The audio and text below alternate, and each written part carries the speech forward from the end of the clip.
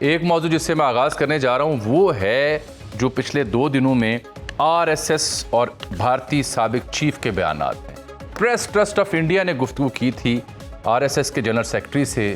Are S S جہاں سے جنم لیا بی جے پی نے، اس کا جنرل سیکرٹری اگر کہے کہ انگیجمنٹ ہونی چاہیے پاکستان کے ساتھ، ڈائیلاگ ہونا چاہیے، ڈپلومیٹک ریلیشنز مینٹین کرنے چاہیے، ٹریڈ اور کامرس جاری ہونی چاہیے اور ہمیں اس چیز کو روکنا نہیں چاہیے، اور بعد میں جو منوج نروانے سابق آرمی چیف وہ بھی اس کی تائید کریں، تو خرم صاحب اس کا مطلب کیا ہوگا؟ مطلب تو آپ کے ناظرین کے لیے عرض کر دوں کہ آر ایس ایس کا مطلب ہے راشٹریہ سیوک سماج۔ جی اور یہ ایک بہت پرانی ایک ادارہ ہے، آرگنائزیشن ہے، رائٹ ونگ اور ایکسٹریم ہندوتوا اور ہندوازم کی، جس سے نریندر مودی نے بڑی ایک کہتے ہیں نا ینگ ایج میں جوائن کیا تھا، اور وہ اس کے باقاعدہ رکن رہے ہیں۔ جی اور وہ یہی تھا کہ جی ہندوؤں کی جو ہے وہ اس ہندو مت کا پرچار اور اس کو طاقت کا ذریعہ بنانا، وہ جو 56 انچ چھاتی کہتے ہیں نا کہ مودی صاحب، وہ اصل میں آر ایس ایس کی ٹریننگ ہے جو ان کو یہ کہنے پہ مجبور کرتی ہے۔ تو اس کا ان کا جو کہتے ہیں کہ حصہ ہے مسلمانوں کے خلاف نفرت ہے اور پاکستان کے خلاف نفرت ہے۔ یہ اس کی بیک گراؤنڈ ہے۔ اب اس بیک گراؤنڈ میں ان کے جنرل سیکرٹری کا یہ کہنا کہ پاکستان سے تعلقات اچھے ہونے چاہیے، یہ اسنچلی ہندوستان آپ کو آہستہ آہستہ سگنل دے رہا ہے کہ بھئی ہم سے بات کرو۔ اور یہ سگنل کہاں سے اہم اس لیے ہے کہ اس بات چیت میں یا تعلقات کی بحالی میں وہ دہشت گردی سے نمٹنے کی شرط نہیں لگائی، نہ ہی آر ایس ایس کے سیکرٹری جنرل نے اور نہ ہی ان کی جو افواج کے سابقہ سربراہ ہے۔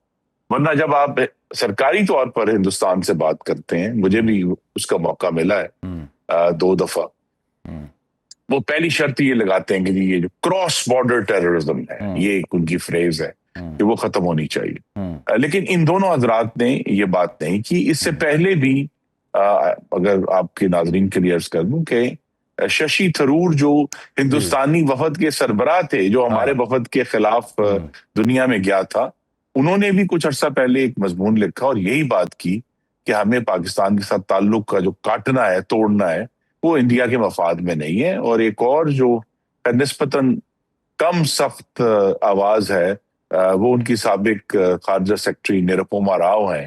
انہوں نے بھی ایک مضمون لکھا اور اس میں انہوں نے کہا کہ جی یہ جو کٹ آف ہے 2 نیوکلیئر نیبرز کا، یہ تو اس خطے کو تباہی کی طرف لے کے جائے گا۔ اور انہوں نے یہ نہیں کہا کہ ان کو پاکستان سے محبت ہے، انہوں نے کہا جی ہندوستان کے مفاد میں یہ ہے کہ وہ پاکستان سے بات کرے اور اس معاملے کو آگے لے کر چلے گی۔ اب یہ ایک عجیب و غریب ہم صورتحال ہے کہ دونوں حکومتیں جو ہیں ان کے وہ کہتے ہیں اسکیلیٹن افسر ہیں اس ایمبیسیز میں، ہائی کمیشنز ہیں ہمارے تو دونوں کے، اور وہاں جو ہے سفیر کوئی نہیں ہے، کوئی گفتگو نہیں ہو سکتی۔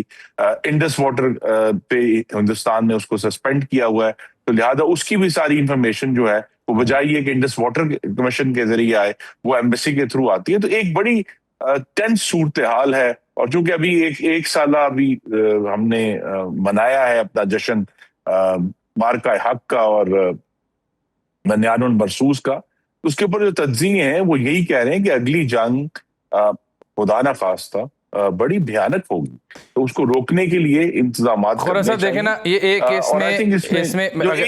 ایک آخری بات کروں گا کہ سب سے بڑا فیکٹر یہ جو آپ ہلکی سی نرمی دیکھ رہے ہیں، اس میں بہت زیادہ اس کو ہمیں اہمیت نہیں دینی، لیکن جو ہلکی سی نرمی دیکھ رہے ہیں اس کی وجہ یہ ہے کہ پچھلا سال ہندوستان کے لیے سفارتی طور پر کم از کم میری میموری میں بدترین سال تھا اور پاکستان کے لیے بہترین سال تھا۔ That is true.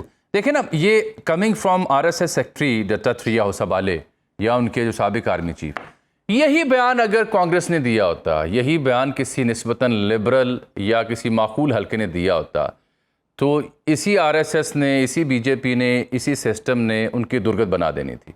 تو coming from these 2 quarters to me this speaks volume. چاہے پاکستان کی فضائی حدود بند ہونے سے ان کی ایئر لائن کو نقصان ہو، چاہے ادھر سے جو ٹریڈ ہونی تھی اس کا نقصان ہو، چاہے ڈپلومیٹک ایرینا پہ جو ان کے لیے امبیرسمنٹ ہے، تو ایک سال میں انہوں نے سب سے جو کمایا وہ خسارہ ہے۔ تو اب پھر یہ اس بیچ یہ ان کا بیان آنا، and that too from these 2 quarters, اس سے مجھے لگتا ہے کہ یہ صرف ایک RSS کے جنرل سیکرٹری کا بیان نہیں ہے, شاید یہ ڈیپ اسٹیٹ کا بیان ہے جو کہ اس طرف حکومت کو قائل کرنے کی کوشش کر رہے ہیں. آپ کو لگتا ہے کہ اس بیچ کوئی بیک ڈراپ میں بیک ڈور چینل بھی انگیجڈ ہیں یا ہو سکتے ہیں؟ دیکھیے, جو ٹریک 2 ڈپلومیسی ہے, میں خود اس کا حصہ ہوں, اور اس سال کے دوران بھی ہماری گفتگو ہوئی ہے. یہ نہیں کہ گفتگو نہیں ہوئی, گفتگو ہوئی ہے. لیکن ہندوستان کی طرف سے وہ کوئی بھی, جب ہم یہ انڈیا کہ وہ بات کرنے کے لیے تیار ہیں, کچھ جو ان کے بالغ نظر لوگ ہیں وہ یہی بات جو ابھی ان دو صاحبان نے کی ہے وہ ہمارے ساتھ بھی کرتے ہیں ہماری کانفرنسز, لیکن کھل کر یہ بات کرنے کے لیے کوئی اس وقت تیار نہیں. اسی لیے آئی تھنک نرپما راؤ کا اور ششی تھرور کے جو مضامین ہیں وہ بڑے اہم ہیں, کہ انہوں نے وہ وہاں سے یہ آغاز ہوا تھا جو اب آئی تھنک اس میں تھوڑی سی اور گہرائی آئی ہے. آپ نے درست کہا کہ یہ سگنلنگ ہے ان کی ڈیپ اسٹیٹ کی طرف سے, کیونکہ یہ ایک اور قدرت کا ایک مذاق ہے یا سنگین صورتحال ہے کہ ہندوستان کی جو افواج ہیں وہ سلحجو ہیں اور ہندوستان کے جو سیاستدان ہیں وہ جنگجو ہیں. حالانکہ اس کو الٹ ہونا چاہیے, لیکن یہ اس وقت تو یہ صورتحال ہے کہ ان کی جو افواج ہیں, ہندوستانی افواج, ان کو مارکہ حق کے دوران بھی اپنی کمزوری کا اور کم مائیگی کا احساس ہوا کہ تمام دنیا کے بہترین جہاز اور ایئر ڈیفنس کے باوجود وہ پاکستان کو چت نہیں کر سکے, نیچے نہیں گرا سکے, اور بلکہ خود ان کو نقصان ہوا اور پوری دنیا میں ان کی ہزیمت ہوئی. اور اس ہزیمت کی وجہ سے جو بہت ساری چیزیں دبی ہوئی تھی, اور یہ جب وزیر اعظم نے جس سفارتی مشن پر بھیجا جس کا میں بھی حصہ تھا, یہ بات کھلی کہ اس جو مارکہ حق میں پاکستان کی جو کامیابی تھی اس کی وجہ سے ہندوستان کی کمزوریاں یا ہندوستان کے ساتھ جو شکایات جو دنیا نہیں کرتی تھی وہ انہوں نے ہمارے ساتھ کھل کر کی. امریکہ میں کھل کر یہ بات ہوئی کہ ہندوستان ایک چین کے خلاف ایک اچھا عسکری پارٹنر بن کر سامنے نہیں آیا, وہ اپنی فوج کو پوری طرح کمٹ کرنے کے لیے تیار نہیں ہے, اور جب بھی ان کی فوج جو ہے وہ چائنا سے لڑی ہے اس سے ہندوستانی فوج کو شکست ہوئی ہے. تو بہت ساری باتیں ایسی تھیں جو پاکستان کی مزاحمت اور پاکستان کی جو فتح تھی بنیاد المرصوص میں, اس کی وجہ سے پوری دنیا میں ان کو ایک ہزیمت کا سامنا ہے. اور صرف یہ نہیں کہ ان کو شکست ہوئی, میں پھر کہوں گا کہ پچھلے ایک سال میں سفارتی ارریلیونس ہوئی, کہ وہ بالکل ایک ارریلیونٹ ہو گئے دنیا کی ڈسکشن میں, جس کا اثر جو ہے آہستہ آہستہ آ رہا ہے. ٹھیک. خرم صاحب, یہ ٹرمپ کا دورہ آپ نے دیکھا جاری ہے ابھی, تو جس طرح سے استقبال ہوا, جیسے شی جن پنگ نے ہاتھ میں لایا, اوپر سے نظر آ رہا ہے, میں نے ویژول روک کے کاٹے ہوئے ہیں ناظرین کے لیے, اور پھر ٹرمپ کو ان کا ہاتھ نیچے تھا, انہوں نے دوسرا ہاتھ اوپر تھپ تھپایا برابری کرنے کے لیے, اور جو باڈی لینگویج تھی اس میں بڑا زمین آسمان کا فرق تھا.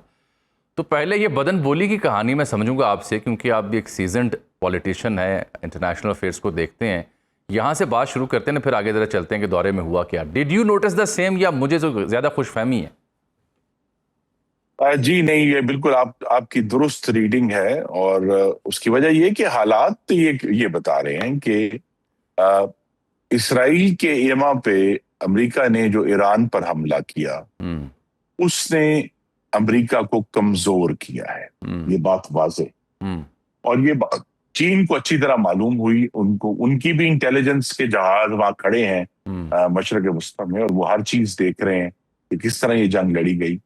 اور چین کو آئی تھنک جو 2-3 سبق ہمیں بھی نظر آئے ہیں اور چین کو تو زیادہ نظر آ رہے ہیں, وہ یہ کہ امریکہ جو ہے اب بین الاقوامی طور پر جو ایک سسٹم تھا جس کا وہ گارنٹر تھا, اس گارنٹی کے لیے اب اپنے وسائل جھونکنے کے لیے تیار نہیں. جیسے ایک گارنٹی امریکہ کی تھی پوری دنیا میں دوسری جنگ عظیم کے بعد, فریڈم آف نیویگیشن کی آن ہائی سیز, کہ آپ جو بین الاقوامی سمندر پانی ہے وہاں پھر کوئی ملک جو ہے کوئی ٹول نہیں لے گا, کوئی رکاوٹ نہیں ڈالے گا. اور ملکوں نے کوششیں کی ہیں پچھلی دہائیوں میں, لیکن جب بھی یہ ہوا تو امریکہ نے اپنے زور کے ذریعے کہا کہ یہ درست نہیں ہے. اب یہ ایک ایسی چیز تھی جس کا سب کو فائدہ تھا بشمول چین کو, لیکن اب جب کہ چین کو یہ نظر آیا کہ امریکہ کے پاس غالباً ریسورسز تو شاید کی کمی نہیں ہے, لیکن اس تہذیبی اعتماد کی کمی آ گئی ہے وقت کے ساتھ. دوسرا جو ہے آئی تھنک یہاں مینشن کرنا ضروری ہے کہ بہت دیر پہلے ایک کتاب چھپی تھی, بڑی مشہور, پاکستان میں بھی ہوئی, اس کو دوبارہ پڑھنا پڑا ہے, پال کینیڈی کی کتاب ہے rise and fall of the great powers. جی جی. وہ یہ کہتے ہیں کہ جو طاقتوں کے درمیان کا توازن ہے وہ ایبسولوٹ نمبرز پہ ڈیسائیڈ نہیں ہوتا کہ آج چین کی جو ہے وہ پر کیپٹا انکم کتنی اور امریکہ کی. بالکل ٹھیک. It is the relative difference, ہاں. کہ کون اوپر جا رہا ہے اور کون رکا ہوا ہے اپنی جگہ. وہ جو ریلیٹو ڈفرنس ہے وہ بہت واضح ہے کہ چائنا کے حق میں ہے, اور اسی وجہ سے آپ نے دیکھا کہ چین کے جو صدر ہیں وہ پہلے سے زیادہ بااعتماد نظر آئے ہیں. امریکہ کے صدر جو ہیں وہ ہیزیٹیٹ ہوئے ہیں, اور ہیزیٹیٹ اس وجہ سے بھی ہوئے ہیں کہ صدر ٹرمپ کی نے اپنی ساری جو اکنامک پالیسی تھی وہ ٹیرف پالیسی, انہوں نے آ کے جو ہے بغیر دیکھے امریکہ کے تمام جو انسٹیٹیوشنل کنسٹرینٹس تھے اس کو توڑ دینے کا, جی میں نے تو یہاں 50% لگانا ہے, ادھر 60% لگانا ہے. خرم صاحب, آپ نے یہ بات نوٹ کی کہ ان لائک ٹرمپ, ابھی تک جو ٹرمپ کا پرتو رہا میڈیا پہ یا مختلف سیشنز میں, even head of the state سے ملتے ہوئے وہ اوول آفس میں جس طرح کی حرکتیں وہ کرتے ہیں, یا چلتے پھرتے پریس کانفرنس کرتے ہوئے, انبلیویبل ہے, انپریڈکٹیبل. لیکن یہاں وہ نسبتاً کیلکولیٹڈ بھی ہیں, کوئی ویل ٹرینڈ کر کے انہیں بھیجا گیا ہے, یا پھر دباؤ کا اثر لیا ہوا ہے, کوئی ایسا کوئی شوخا پن, چنچل پن یا ایسی کوئی بات نہیں کر رہے جو کہ یوزلی وہ کر دیتے ہیں. یہ ایک امپریشن ہے پھر چائنا کا. دباؤ آنا ہے نا جی. دیکھیے صدر ٹرمپ کو معلوم ہے کہ سپریم کورٹ آف امریکہ نے ان کے ہاتھ کاٹ دیے ہیں ٹیرفز کے معاملے, تو لہٰذا چائنا کو بھی اچھی طرح معلوم ہے کہ یہ صدر جو سب سے بڑا ڈنڈا لے کر آتا تھا ٹیرفز کا چائنا کے خلاف, وہ ڈنڈا تو ٹوٹ گیا ہے, یہ بھی ان چائنا کو معلوم ہے. دوسرا دیکھیے, آپ نے ایک بڑی دلچسپ بات کی کہ کس طرح جو تمام صدر ٹرمپ کا جو انٹوراج ہے ان کو کہا گیا کہ جی آپ اپنے فونز چارج نہ کریں اور لیپ ٹاپس نہ لے کے جائیں. جی, یہ چائنا نے ان کو نہیں کہا, یہ ان کی حکومت نے ان کو کہا ہے کہ وہ خائف ہے چائنا کی ٹیکنالوجی سے. اور یہ بات واضح ہے کہ جو نئی ٹیکنالوجیز ہیں جس میں اب امریکہ کو احساس ہو رہا ہے کہ چین بہت سال پہلے جو ہے یہ جو گرین ٹیکنالوجیز ہیں, سولر کی, ونڈ کی, اس میں آگے چلا گیا. چین بہت سال پہلے الیکٹرانک وہیکلز میں آگے چلا گیا. چین آرٹیفیشل انٹیلیجنس میں سمجھتے تھے کہ جی 15 سال پیچھے ہے, پتہ چلا کہ وہ تو بالکل قریب آ گیا ہے. ہر جو ویپن سسٹم ہے وہ اس میں بھی چین جو ہے ان کے قریب آ گیا ہے. تو چین, اور جو جس کا آپ نے ذکر کیا, میں انگریزی میں اس کی جو ٹیکنیکل ٹرم ہے, China has become a peer competitor to the United States. وہ پیچھے نہیں ہے ان کے, وہ ان کے برابر آ گیا ہے. تو اس کی وجہ سے وہ اب خائف بھی ہیں, اس کی چین کی جو ٹیکنالوجی ہے اس کی وجہ سے بھی خائف ہے.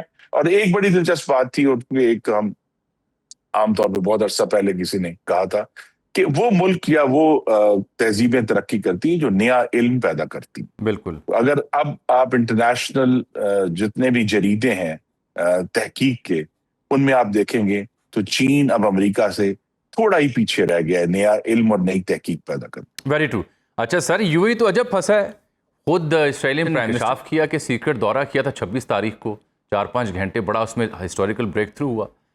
پھر ان کی عباس عراقچی صاحب نے ایک ٹویٹ کیا, بڑا زومانی نام لیے بغیر, یو اے کے حوالے سے کہ ہمیں معلوم ہے آپ کے تعلقات کا. دین اس کے فوراً بعد میں رات دیکھ رہا تھا کہ اسرائیلی جو اس کی جو یو اے کی منسٹری آف فارن افیئرز ہے ان کی تردید آئی. وہ تردید بڑی دلچسپ ہے. اس میں میڈیا آؤٹلیٹس کو مورد الزام ٹھہرایا جا رہا ہے کہ آپ خبر ویریفائی کر کے چھاپیں.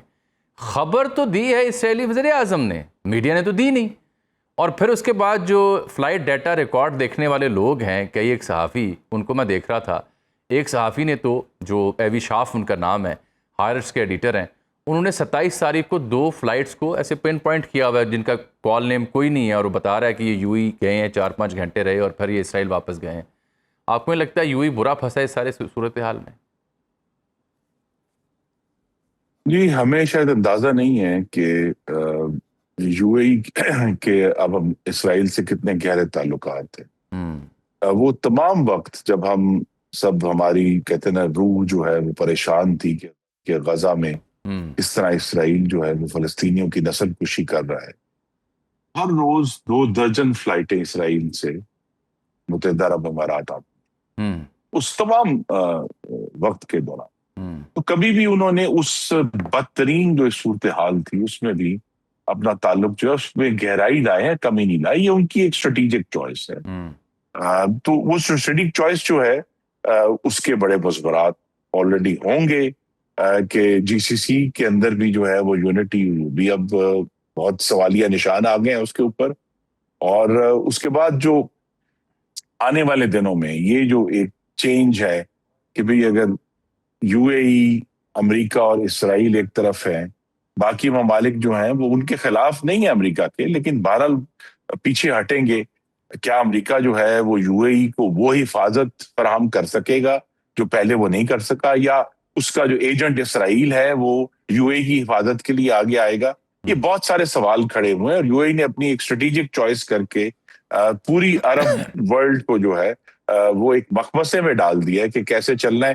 کچھ لوگ شاید یو اے ای کی تقلید کرتے ہوئے اسرائیل کے ساتھ مزید گہرا تعلق قائم کر لیں، اور کچھ لوگ اس سے پیچھے ہٹیں گے. لیکن اس ایران امریکہ تنازع کے ختم ہونے کے بعد بھی، جنگ بندی کے بعد بھی، مشرق وسطیٰ کے اندر چاہے چلیں آبنہ ہرمز کھل بھی جائے، لیکن سیاسی طور پہ ایک تلاطم اور ارتعاش رہے.